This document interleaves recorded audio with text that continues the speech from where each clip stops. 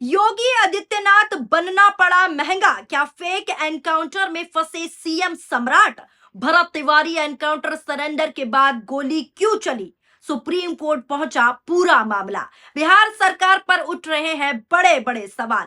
क्या बिहार में भी अब उत्तर प्रदेश मॉडल की राजनीति शुरू हो चुकी है? क्या बिहार में भी एनकाउंटर ब्रांड बनाकर राजनीतिक छवि को चमकाने की कोशिश हो रही है? और तो और क्या योगी आदित्यनाथ की तरह सख्त प्रशासन दिखाने की होड़ में बिहार में कोई बड़ा खेल खेल दिया गया?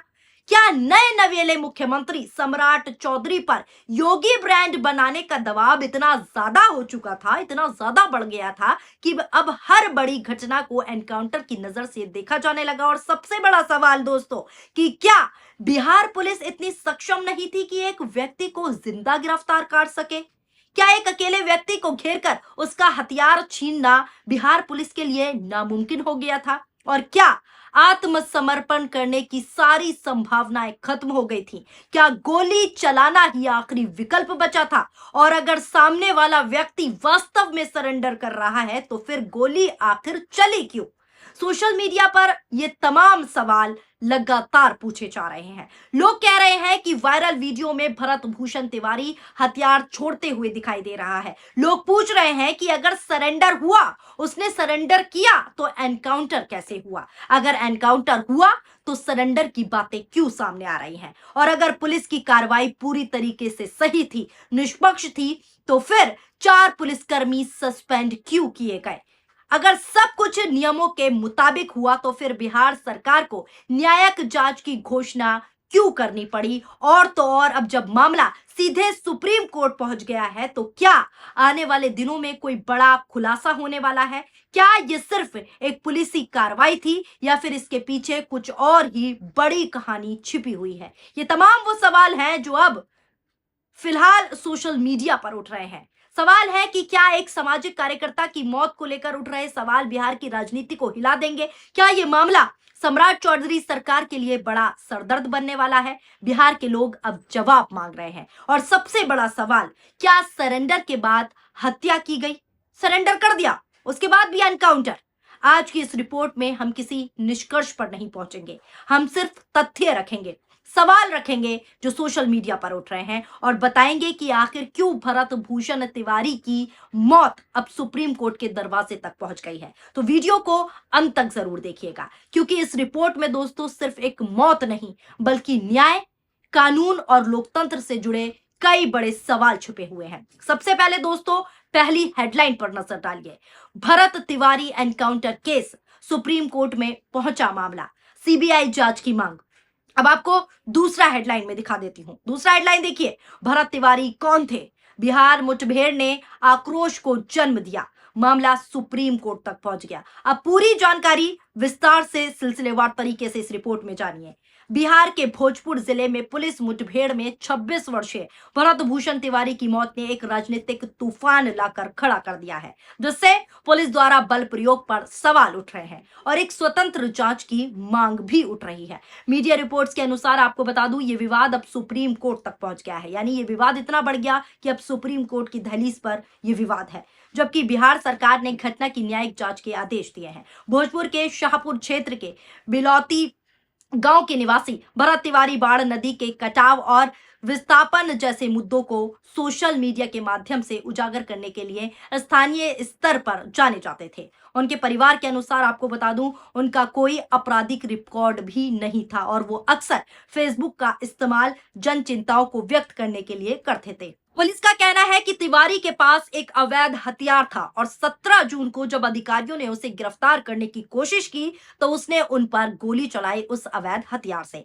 अधिकारियों का दोस्तों यह भी दावा है कि उन्होंने आत्मरक्षा में जवाबी कार्रवाई की, जिसके परिणाम स्वरूप मुठभेड़ हुई और जिसमें तिवारी को गोली लगी और बाद में इलाज के दौरान उसकी मौत हो गई। लेकिन कहानी दोस्तों यही खत्म नहीं हुई, क्योंकि उनके परिवार और ग्रामीणों का सीधा सीधा बड़ा आरोप है कि तिवारी ने गोली लगने से पहले आत्मसमर्पण कर दिया था, यानी कि सरेंडर कर दिया था खुद से। अब दावा है कि उन्होंने अपना हथियार फेंक दिया था और सोशल मीडिया पर प्रसारित वीडियो जो वायरल हो रही है उससे भी पता चलता है कि पुलिस द्वारा गोली चलाने के समय वो निहत्थे थे। जनता के बढ़ते आक्रोश और साथ ही साथ राजनीतिक दबाव के बीच बिहार के मुख्यमंत्री सम्राट चौधरी ने घटना की न्यायिक जांच की जो है घोषणा कर दी है।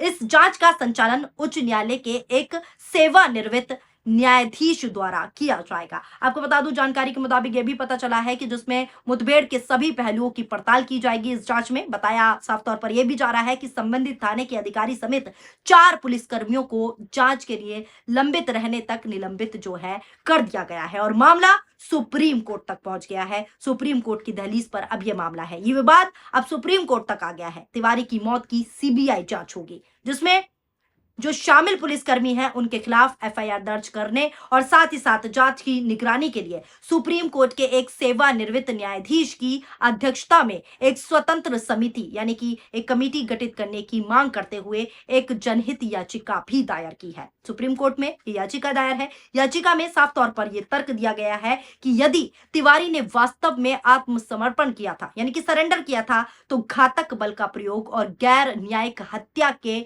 बराबर हो सकती है।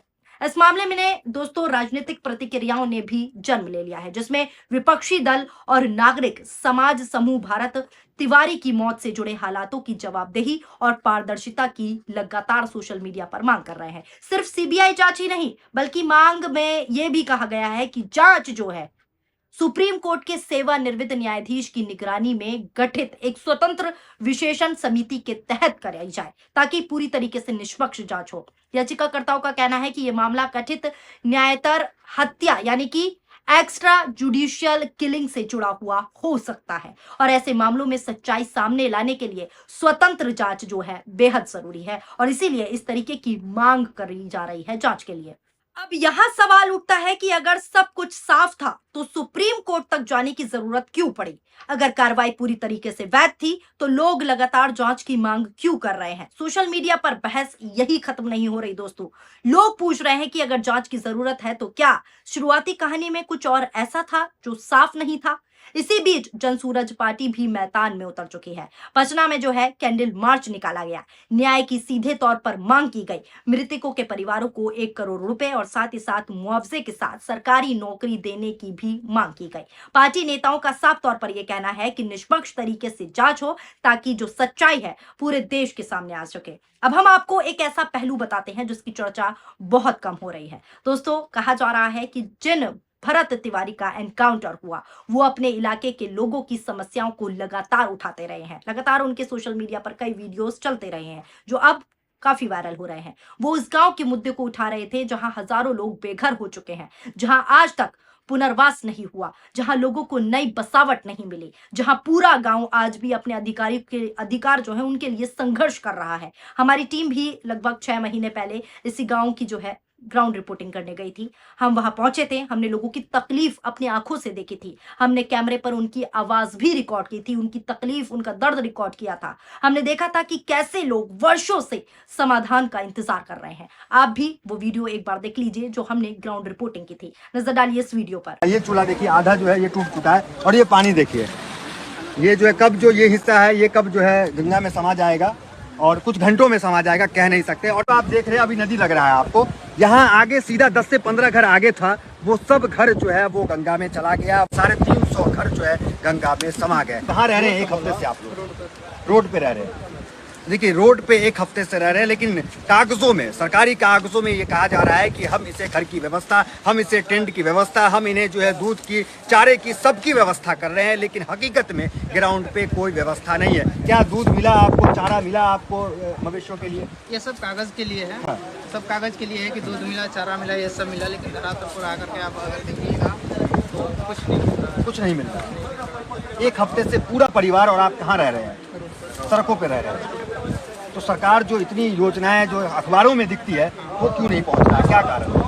वो तो हम लोग समझे, हम लोग क्या बता सकते हैं कि क्यों नहीं पहुंचा जाए। अच्छा, ये जो आप देख रहे हैं, हालांकि अभी नदी लग रहा है, लेकिन ये कल तक तो मैदान होगा, खेलते होंगे बच्चे यहाँ पर। और इसके आगे कितना और घर था जो गंगा में अभी चला गया। देखा आपने दोस्तों, आज वही सवाल फिर खड़ा हो रहा है।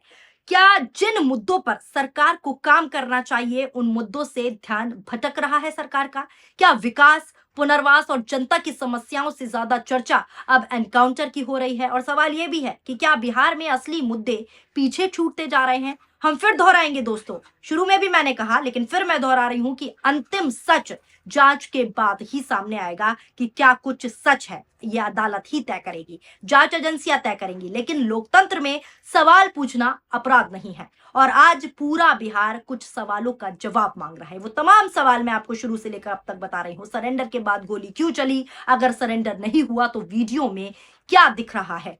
4 पुलिसकर्मी सस्पेंड क्यों हुए? न्यायिक जांच की जरूरत क्यों पड़ी? और अब मामला जो है सुप्रीम कोर्ट तक क्यों अपना रुख जा रहा है? ये आने वाले दिनों में बेहद महत्वपूर्ण होने वाला है दोस्तों। ये सवाल जो हैं आने वाले समय में जवाब इनका मिलेगा ही मिलेगा जांच के बाद। फिलहाल इतना तय है कि भरत भूषण तिवारी की मौत का मामला अब सिर्फ भोजपुर तक सीमित नहीं रहा। ये बिहार की राजनीति, बिहार की पुलिस और बिहार सरकार तीनों के सामने बड़े सवाल खड़े कर रहा है। और बड़े सवाल अब जनता पूछ रही है। आपकी क्या राय है? क्या इस मामले की सीबीआई जांच होनी चाहिए पूरी निष्पक्ष तरीके से? क्या सुप्रीम कोर्ट की निगरानी में जांच होनी चाहिए? और सबसे अहम, सबसे महत्वपूर्ण, सबसे बड़ा सवाल, अगर कोई व्यक्ति सरेंडर कर दे तो क्या उसके साथ ये करना चाहिए जो हुआ है, यानी गोली चलानी चाहिए सरेंडर के बाद भी? आप अपनी राय, अपनी प्रतिक्रिया हमें कमेंट बॉक्स में जरूर बताएं। वीडियो पसंद आई हो तो वीडियो को लाइक कीजिए और हमारे चैनल पीआरबी को सब्सक्राइब करना ना भूलें। शुक्रिया, धन्यवाद, नमस्कार, जय हिंद, जय भारत।